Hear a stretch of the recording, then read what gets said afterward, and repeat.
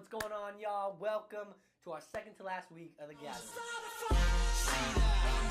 Sorry, I'm congested this week. It is what it is, but I'm excited because this is our second to last week of our gatherings, and we're in Mark chapter 11, talking about the fig tree. You can see we got the fig Newtons out. I couldn't find any figs in Visalia. I probably just didn't look hard enough, but these things are actually good, and they're decently healthy, so you can pick these up at Target. I think they're like $3. A little chewy, but they're pretty good.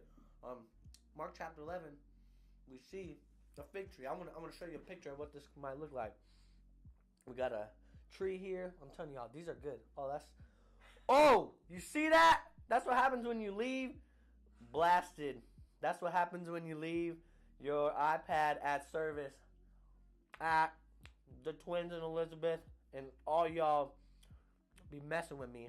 Anyways, this is our fig tree. Got some figs.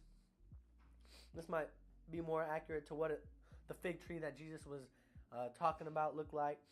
But in Mark chapter 11, he talks about this idea of a fig tree. But I want to let you guys know that we could replace this fig tree with anything. It's not about the fig tree. Figs are good. These fig Newtons are tasty. But it's not about the fig tree. And I want to read you Mark chapter 11. Let me get rid of this fig Newton. I'm telling you guys, nutritious snack right here. You guys want to pick some up. In Mark chapter 11, it says in verse 23, Jesus, they went to the fig tree and Jesus cursed the fig tree. And then they come back in chapter 11, verse 23.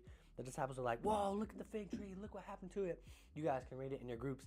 But it says, Jesus says, truly I say to you, whoever says to this mountain, be taken up and thrown into the sea, and does not doubt it in his heart, but believes that what he says will come to pass, it will be done for him. Therefore I tell you, whatever you ask in prayer, believe that you have received it, and it will be yours.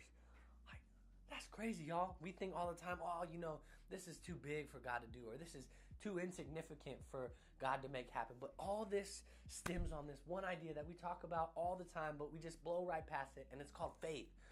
What kind of faith do you guys have in the person that we call, in the man, in the God that we call Jesus? What kind of faith do you have? And so this week we're going to talk about that. You guys know what to do. You got your questions, but think about that. They come across this fig tree, and right after that, it's all withered up, and you guys will read it. And then Jesus tells his disciples, literally, whatever you ask in prayer, believe it in your heart, and it will come to pass. What kind of stuff, what kind of bold things do you guys have? What kind of bold faith and belief do you guys have in what God can do in your life? Because I promise, if you guys stretch your faith out, if you guys extend beyond what you think is possible in just your mind, God will do crazy, incredible, wild things in your life. And I truly believe it. And I'm excited for you guys. So talk it up. You know what to do. I love you guys. I'm praying for you guys. And we will see you with our last gathering next week. Deuces.